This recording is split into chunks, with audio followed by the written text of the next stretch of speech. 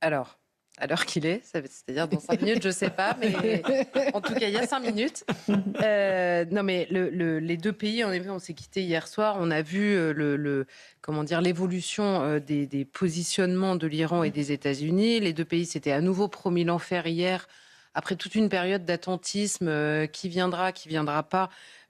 Au Pakistan pour reprendre cette salve de négociation. Oui. Ils ont laissé planer le doute, c'est le moins qu'on puisse dire, sur la reprise des négociations directes, avant que les délégations finissent par annoncer ne pas se rendre au Pakistan. Mais hier, c'était un peu lunaire quand même. On disait J.D. Vance, est-ce qu'il est dans l'avion? Est-ce qu'il est ou pas dans l'avion? Les Iraniens mettent moins de temps. Voilà. On se pose des questions. Bon, et finalement, personne n'est parti au Pakistan. Alors, la première chose quand même, et à mon avis qui nécessite une immense prudence, c'est qu'on comprend quand même par les réactions des uns et des autres que nous ne savons pas grand-chose de l'état des négociations. C'est évidemment le Pakistan qui est à la manœuvre, le Pakistan qui se déplace, qui a été en Iran il y a quelque temps, et par les réactions des uns et des autres, ne serait-ce que le comportement dans le détroit d'Ormuz, on sait qu'on ne sait pas tout. Au minimum, ce qui nécessite évidemment de rester prudent. Mais de ce que l'on sait, l'Iran a finalement renoncé, jugeant que les États-Unis avaient des exigences impossibles à accepter et considérant le blocus naval, vous savez, le blocus du blocus, imposé comme une violation du cessez-le-feu qui avait été conclu entre les deux pays. Donc la levée de ce blocus était réclamée par l'Iran, ainsi que la levée des sanctions et un cessez-le-feu total et réel au Liban, qui a été remis comme une condition. À l'inverse, les États-Unis ont renoncé faute d'interlocuteurs. Ils ont expliqué que J.D. Vance n'était pas parti parce que l'Iran n'était pas arrivé aux négociations. Mais ils ont également renoncé à leur énième ultimatum concernant les ponts et les centrales électriques. Dimanche, Donald Trump reparlait à nouveau de cet ultimatum qui avait, souvenez-vous, avant le premier cessez-le-feu, on va dire, il promettait de détruire la civilisation, ce qui avait rendu Mathieu complètement fou.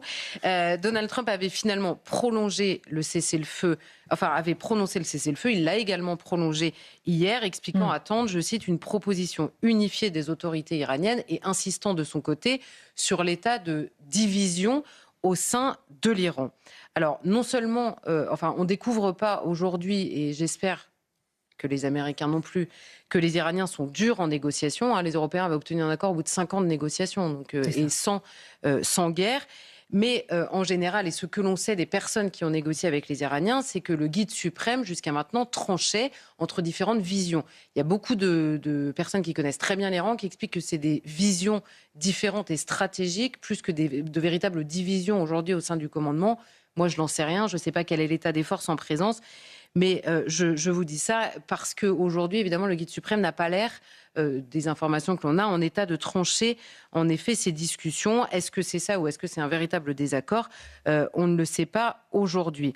Il y a donc un cessez-le-feu qui semble tenir depuis hier, même s'il y a des accusations réciproques ici et là. Mais il reste le blocus du détroit d'Ormuz d'un côté et des ports iraniens de l'autre.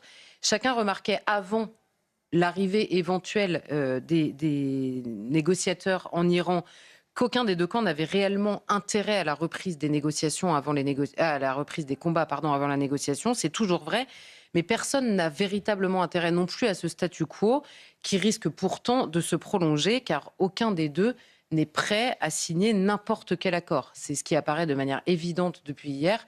Il n'y a pas, ni les États-Unis ni l'Iran ne sont prêts à signer le premier accord qui passe. Si ça va toujours, Majid Oukhacha? Oui, très bien. Bien, vous aurez le mot de la fin de l'émission dans un instant. D'accord, réfléchissez à une petite phrase de fin. Charlotte Dornelas, si aucun des deux n'a intérêt à cette situation, que faut-il en attendre dans les prochains jours? Honnêtement, ce cessez-le-feu ne nous l'indique pas clairement. Qu'est-ce qui va se passer dans les prochains jours? On ne le sait pas.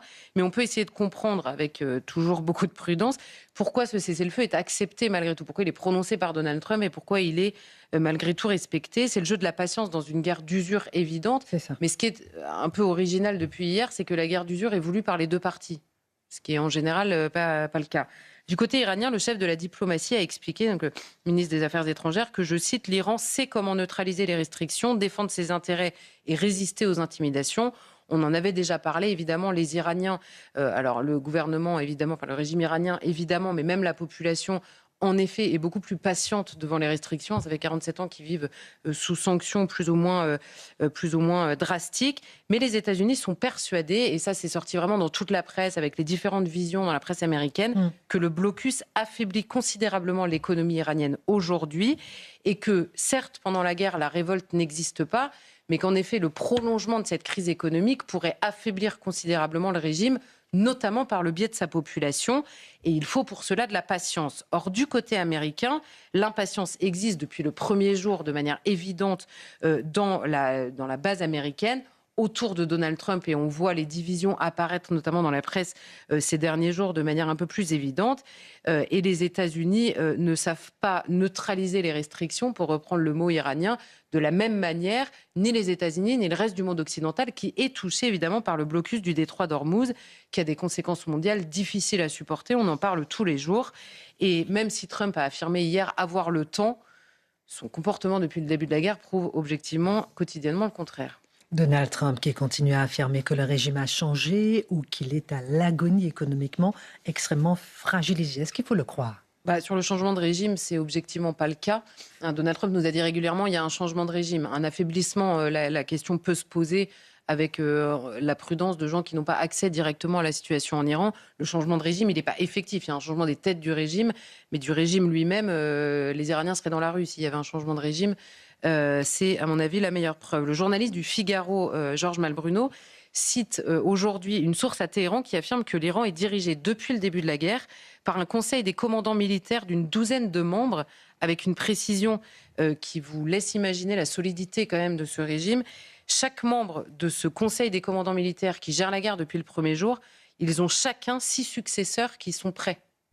Ils en ont 6 chacun à prendre le relais, formés pour le poste qu'ils ont aujourd'hui. Il y a donc, contrairement à ce que certains affirment, une gestion en Iran rationnelle de la guerre. Ça fait 1 mois et demi que ça dure.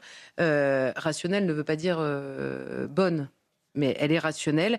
Et il y aurait, selon le renseignement américain, cette fois-ci, de grosses réserves, notamment en munitions du côté iranien, alors que la question se pose du côté américain.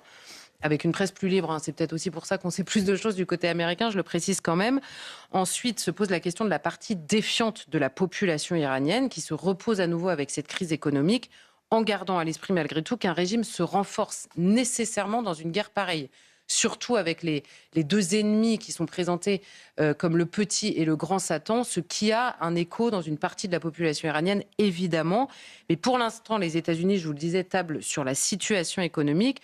On parle beaucoup des vagues de licenciements en Iran en raison de la guerre aujourd'hui, d'où la nécessité sans doute de la levée des sanctions qui est absolument imposée par le régime iranien dans les discussions. Mais les plus durs en Iran pourraient vouloir prolonger la guerre précisément parce qu'elle tue la contestation en interne.